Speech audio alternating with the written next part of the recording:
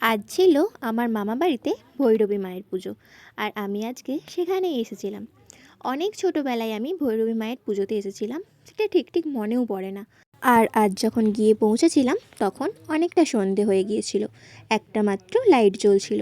আর তখন শুরু হয়েছিল ছেদ, মানে ছাগল বলি, যেটাকে আমরা অনেক পুজোতেই দেখে থাকি। আমি সত্যিই জানি না এটা ভগবানের সৃষ্টি নাকি মানুষের, কিন্তু আমার খুব খারাপ লাগে। এখানে সুন্দরভাবে ছাগলগুলোকে খাওয়ানো হয়, তারপর ওরা জানতেই পারে না যে ওদের জীবনটা চলে যাবে। হয়তো এটা ঠাকুরেরই সৃষ্টি। আবার কখনো গিয়ে মনে হয় হয়তো ওরা সত্যি অনেক ভাগ্যবান যে ভগবানের পায়ে গিয়ে সমর্পণ হয়, মানে ভগবানের কাজে গিয়ে ওদের মৃত্যু হয়। জানি না, এর ঠিক ব্যাখ্যা আমি কখনোই দিতে পারবো না।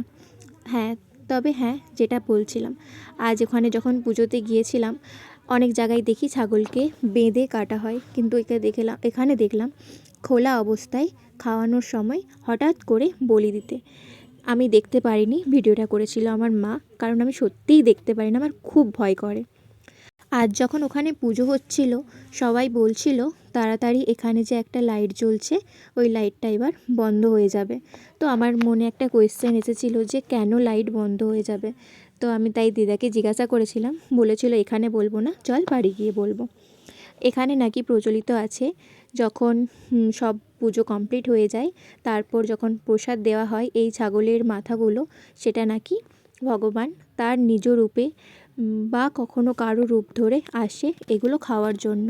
প্রথমে মনে হয়েছিল এটা কি সত্যিই হয়, কিন্তু তারপর শুনলাম যে হ্যাঁ, যেই মাথাগুলো দেওয়া হয় সেগুলো সকালে আর নাকি পাওয়া যায় না।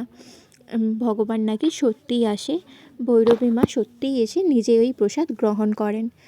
এমনকি এটাও জানতে পারলাম যে ওখানকার ব্রাহ্মণ, যে পুরনো ব্রাহ্মণ, তিনি নাকি মাকে স্বয়ং নিজেই দেখেছিলেন বাঘ রূপে এসে প্রসাদ গ্রহণ করার জন্য।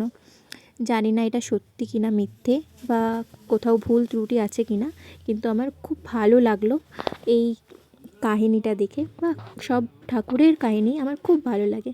তোমরাও কি কি জানো, বা তোমাদের কোথায় কোথায় ভৈরবী মায়ের পুজো হয় জানিও।